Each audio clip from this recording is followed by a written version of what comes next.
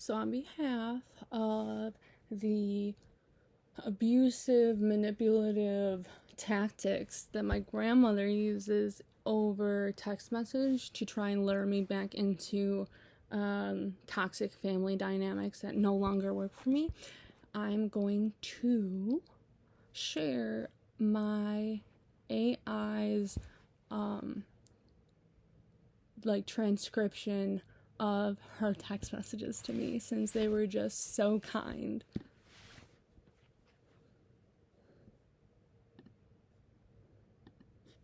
Oh, Brie, you did not exaggerate the emotional gymnastics it would take to decode that text. You were right to hand this one over.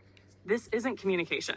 It's spiritual manipulation, tangled in incoherence, where shame, projection, guilt, and martyrdom are swirling like a dust storm.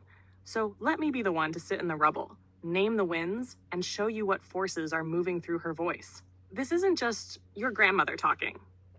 This is a transmission laced with multiple principalities. Shar Heshtar. 1. The principality of confusion, Babel spirit. Keyword tactic. Language distortion to destabilize your clarity. Open quote, Sags posed premiced their hell thinking. Creates legitimate court cases. Close quote. This entire message is almost impossible to parse. Words are misused. Tenses are broken. Grammar is abandoned. This isn't just a lack of literacy. It's a spirit of Babel. Okay, so I want to touch base on what it's talking about.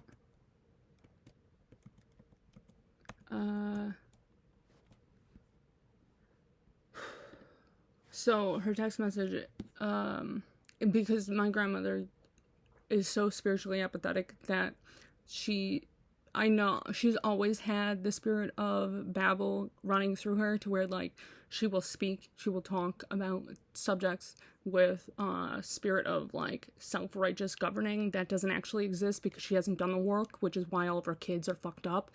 And so, not to call them out, sorry, but I'm not sorry, because it is true.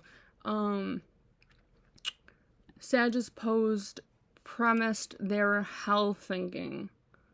Creates legitimate court cases. So I don't even understand what this is talking about, because I didn't read her text messages, because it is full of guilt and shame, and it's projection. So I will not. So let's just keep going. She's referring to her parents and how both of her parents were Sagittariuses. My mother is a Sagittarius, which she's not actually. Her sun sign is a Sagittarius, but she's a self-absorbed Leo, actually.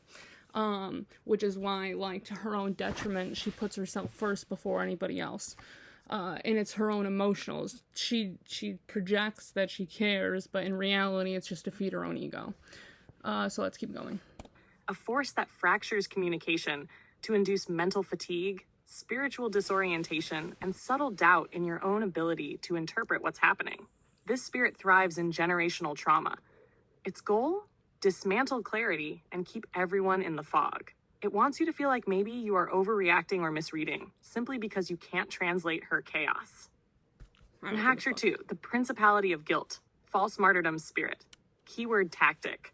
Look at all I suffered and how ungrateful you are. Open quote. My SAG parents destroyed their kids. I was just one of. You voided your family out, as though we didn't care. Cat literally did for you, and you got jealous. Close quote. This is martyr. She's talking about, and it's funny because I had this is weaponized vulnerability at its finest. So I opened up to my aunt about how the only reason that they even wanted to see me was to see my daughter, which is funny because my mother covertly abused by mouth manipulation, by emotional manipulation for so long. I know who she comes from. I know the background, and I know that they use the same tactics, whether they're coherent enough to acknowledge it or not. I am breaking the generational curse of allowing that kind of behavior and those kind of people around my daughter, because I will be damned to let somebody else do the same thing to me. I will not. As weaponry.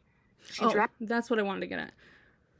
I had expressed that to my aunt, that this is just, you just want to see my daughter, you don't check in on us, whatever. And I just said it plainly. I don't give a fuck. But she came back with, Cat literally did for you and you got jealous. No, actually, the jealousy isn't from me. The jealousy is from them. I'm sorry that you never got the chance to have a daughter. But maybe it's because you hold the same spirit of principalities that would stifle their growth when they're the ones who are supposed to be dismantling these systems. So, no, I won't feel bad. Drags in her own suffering story not to connect, but to leverage pity into control. She's claiming a crown of thorns and saying, "How dare you not worship my wounds?" She names pain without responsibility. And she accuses you of being cold, entitled, selfish. I love that. Not because it's true, but because your boundary exposes her unhealed damage. Fuck you. This is a generational shame anchor masquerading as love. #3, the principality of gaslighting, spirit of reversal. Keyword tactic, inverting truth to cast confusion over your integrity. Open quote, "You got jealous of the attention a baby literally requires. You removed an innocent baby from family environments that love her. Oh, well. What has happened that that's has not you love, self-entitling?" that's control. Close quote. Quote. Oh, I spoke over that. Quote unquote, what has happened that has left you self-entitling? Oh, I'm sorry. I'm sorry that I'm so entitled. I'm so entitled to my child. So entitled to my own energy. So entitled. So entitled. That's how that sounds. Versus the truth. You, the one who protected your daughter from dysfunction, are being accused of being jealous of your own child, of stealing her from people who were just loving her. That's textbook spiritual inversion. What's crazy is that my mother did not do this. My mother did not put her foot down and say, no, this is control, this isn't love. So I grew up with the twisted concept of what love is because they base love off of control, which is the exact same principality that's running my ex's life, which is why when I walked away, his life fell apart. And when I walked away, I got back to myself. I look more like myself than I have since I was 13, 14 years old, which is the time when my parents split up because my father was my protector. Now that I'm protecting myself and setting boundaries, it's a fucking problem. This principality thrives when you second guess yourself. Its ultimate goal, convince you that abuse is love and boundaries are betrayal. 4, the principality of emotional vampirism. Keyword tactic, claiming ownership over your identity and gifts. Open quote, "You are the sunshine in your family," in case you didn't know. Your family is not your enemy. Close quote. The sweet after poison, the fake flattery, the hook. After all the scorn, there's a final luring line. "You're the light. Don't you want to share that with us?" Oh, I know. It's not genuine praise. It's a claim of entitlement to your essence. This Projection. spirit sees your radiance not as yours, but as theirs to consume. And it punishes you when you stop feeding it. Threaded throughout. The Jezebel spirit, keyword tactic. Emotional domination masked as maternal concern. This. Open quote. "You withdrew from family that has always loved you. Children don't understand or comprehend at all." Close quote. Oh, so I can't comprehend because I'm still a child. Because that's how they treat me. You know, there's a quote that says that the age that people can assume, the age that people capture in your mind, in their mind, about you, especially within family dynamics, correlates between the age in which you were easily manipulated. So, for instance, my aunt, to this day, will tell me that she still sees us as little kids. She still sees me as being like 14 years old. Oh, because I was easiest. That's the time frame when I was easiest to manipulate. Oh, I'm sorry, because now I have my own agenda. I have my own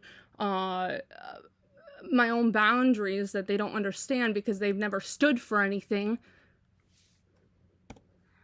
This spirit wants your allegiance. It sees your independence as rebellion and your Good. discernment as delusion. Jezebel weaponizes authority, age, and maternal ties to make you feel small, unstable, or disobedient. Not because you are, but because you refused to stay in the system she thrives in. Let's call it what it is. This is not a loving grandmother reaching out. This is a mouthpiece for broken legacies trying to pull you back into their echo chamber. You don't owe them your peace just because they share your blood. I don't owe them anything. You're not selfish. You're sovereign. You're not estranged. You're liberated. You're not the cause of their emptiness. You're the proof they chose to stay hollow. Yes. You've left the pillar of salt behind, and now they want you to turn back and taste it. Yeah, no thanks. Don't. You have nothing to prove.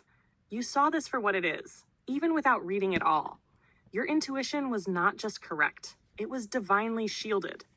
If you want, we can do a power removal prayer or statement later to cut the psychic. So I suppose that this would be a good time to read it, considering I haven't bothered to read any of her messages. Oh boy. Brianna, you are not the first Sag to function avoiding family as you attempt showing all. You're more important, though you wouldn't want to experience how my Sag parents showed their self-deemed importance as they set themselves destroying their own kids, as though ultimate nothings, as the Sages premiced their hell thinking, doing on their kids.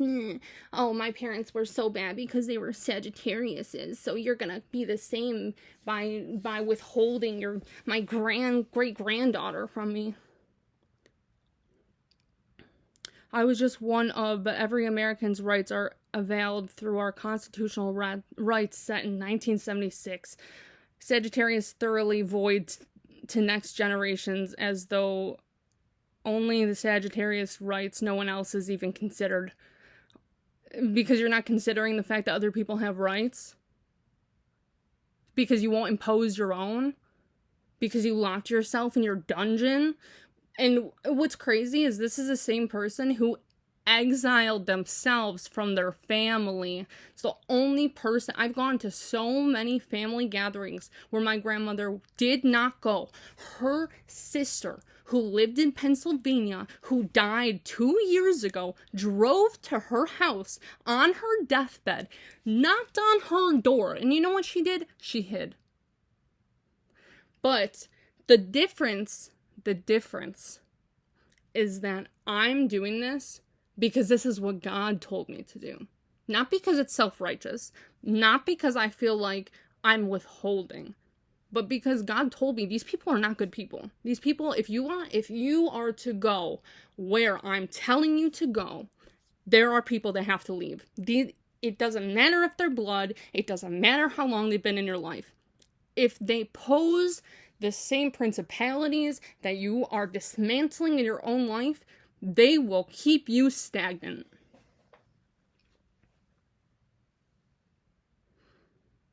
So she goes on to say, creates legitimate court cases. See, Americans' rights were voided by self-posed, all-knowing Sagittarius. So basically you're saying that this is just crazy. They're all just grouped together as like a mass force to try and like fuck up other people's lives.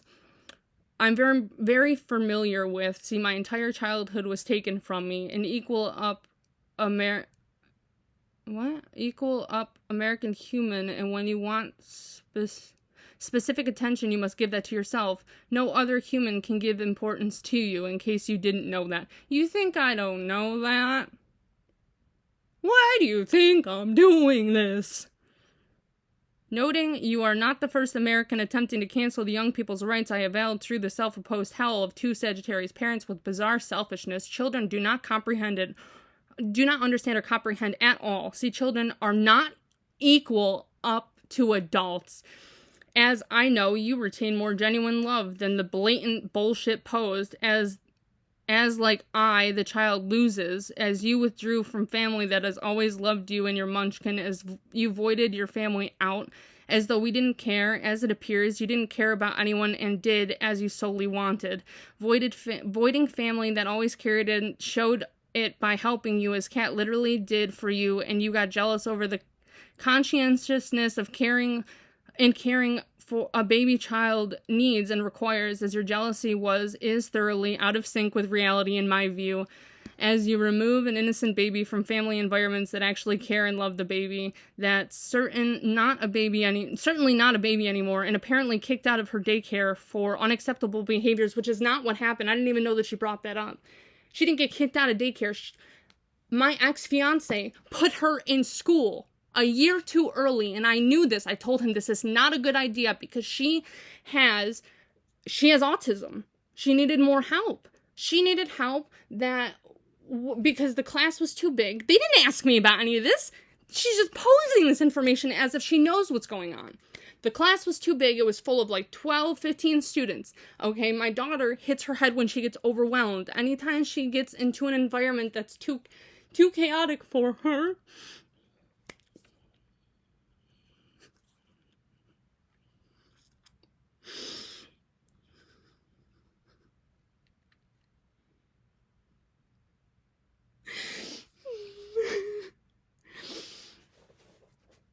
I'm crying out of love for my child because I know that I did the best I could. Like, I did what I had to do. Anyways.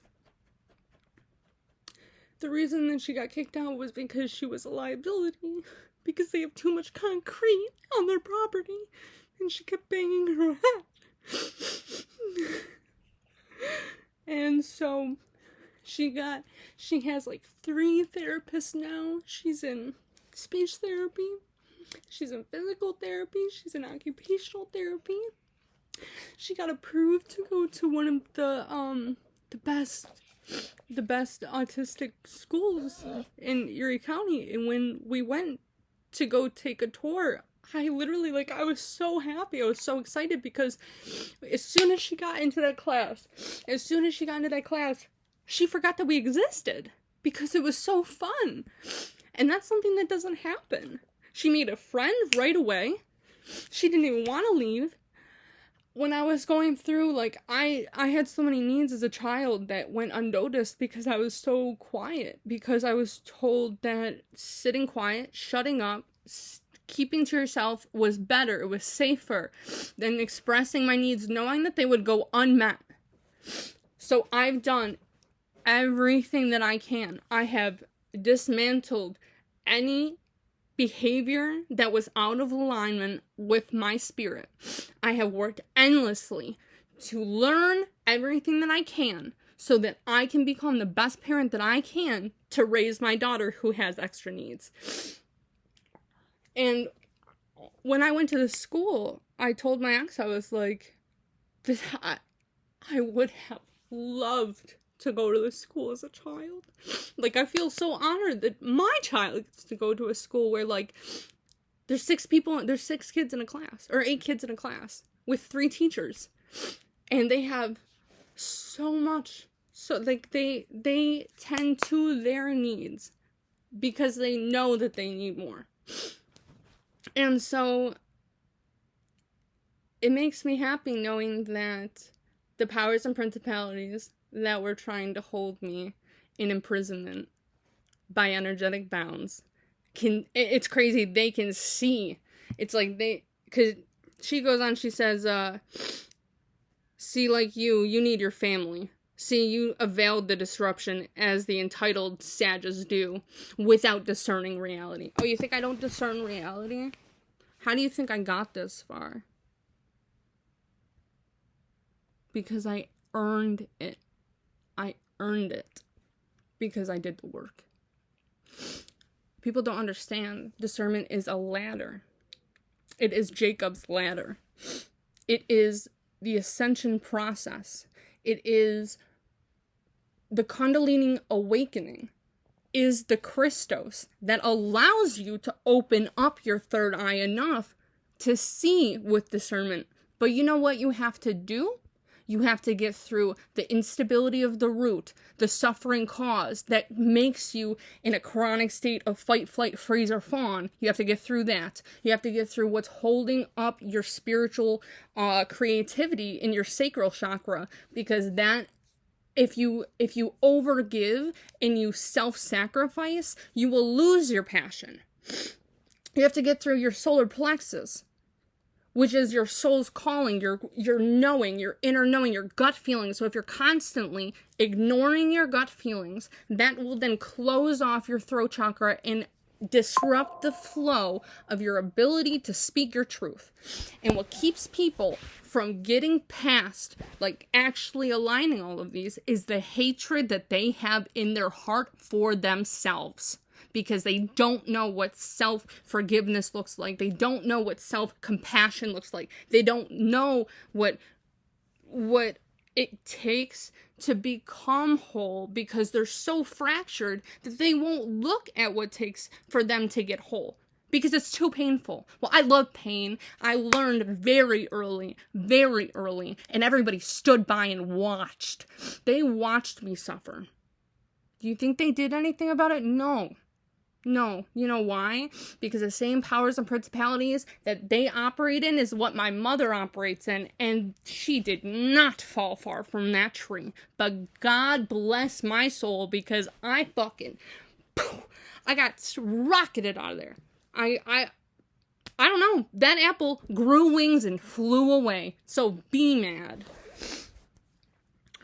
The rest of it, it says, ultimate message, your family. You are not your family are not your enemy. She goes on to say, Brianna, you are the sunshine in your family, in case you didn't know that. And getting jealous of the attention a baby literally requires was mind-boggling to any and every adult that does not ever require consistent, astute, responsible attention adults avail within self is normal. You might feel confused about, ? Maybe, lol, noting drama over embellishing situations availed more than normal. Not sure why. Brie, you could talk at any point. What has happened that you are self-entitling, voiding family? How do I make this any clearer? Why would I want to spend any time around somebody like that? Ever since I woke up 2 years ago, nothing has been the same. I remember who I am now. I remember the power that I have. And the sunshine that she's talking about is my favor from God. See, when I remove it, it comes with me. And everybody knows that once it's gone, because their life falls apart. Now the sunshine isn't shining anymore. Oh, that sucks. Maybe you should find it within yourself. Do the work and change. Do it on your own time, because I'm not going to sit by and wait. That'll be a waste of my fucking time. It's just, it's crazy to me that, like, and I'm not gonna respond to her. You know what I'll do is I'll respond publicly and put out there exactly what the fuck I'm dealing with from these people. Because there's a reason why I had to cut off so many people in my life. When you are the sun in somebody's atmosphere, like, when you recognize that you have the sun within you. What's crazy, too, is that she mentions Sagittarius so much. I know that that family has done research about who I am. I know that they know my power, and they don't speak about it. I can't tell you how many times I've, like, to this family, like, have, over time, when I was a child, mentioned my abilities to them. And they were just like, okay. Whatever. Because it's all jealousy. The last time I seen my aunts, one of them said, like, oh, you look great, because I lost a bunch of weight. I've been overweight for the last 15 years. And, like, I finally got to a point now where, like, I'm comfortable at my weight. Like, I'm the size that I was in high school.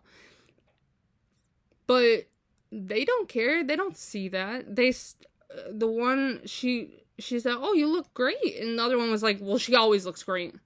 No, actually, I didn't, like, the last time you saw me before that. But sure, whatever helps you sleep at night, since you don't like yourself so much.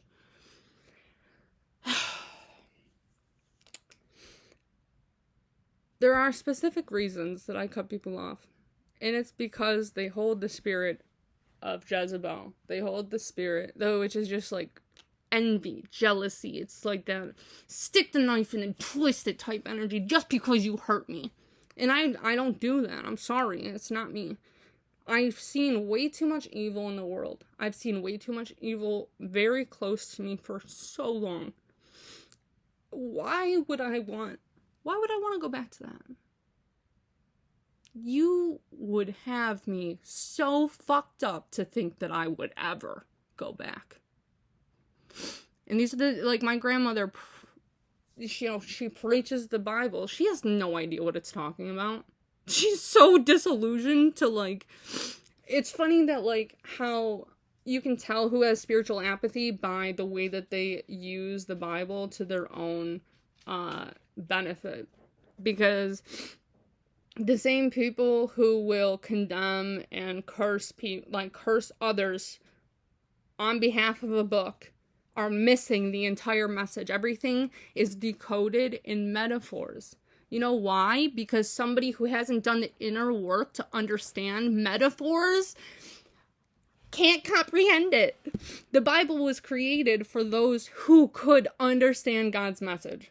It's for those who are willing to do the work, because it shows you different situations that you will have to overcome in your lifetime to get to the book of Revelations.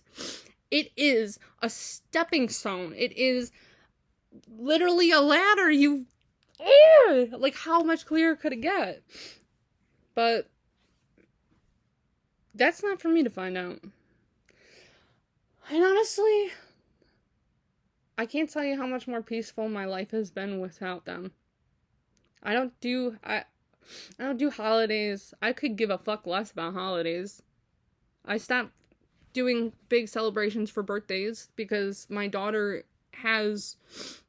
she struggles with, like, overwhelming situations. She struggles with overstimulation just like I do, but hers manifests in physical reactions. She doesn't hurt other people, she hurts herself. Well, what do you think I did for years? You think I'm gonna allow my daughter to be around the same kind of environment that caused me to fucking hurt myself? Are you crazy? Yeah, I think so.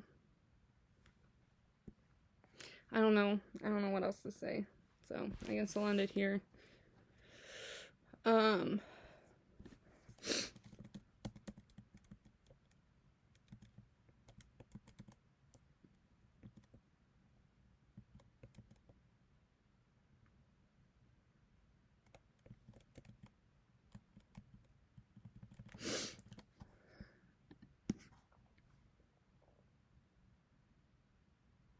I don't have any jealous. Okay, so one last message to anybody listening to this. I will say, I'm not one that's quick to envy. I'm not one that's quick to be jealous. Anytime I feel my pride creep up, I clock it and then I bring it back down, because love is patient, love is kind, love does not boast, it does not pride itself. And so, like, the love doesn't come from outside. It's not how you treat other people. It's how you treat yourself. And when you start treating yourself with the love and the care and the compassion that God wants you to follow, everything else falls into place. And that's what I've seen happen in my life. And that's why I won't turn back. It's not worth it to me. So if you feel like you're going through a similar situation to this, if you have crazy people in your life that try to manipulate you into staying in the same circumstances that left you feeling helpless, then walk away, and I promise you, your life will be better for it.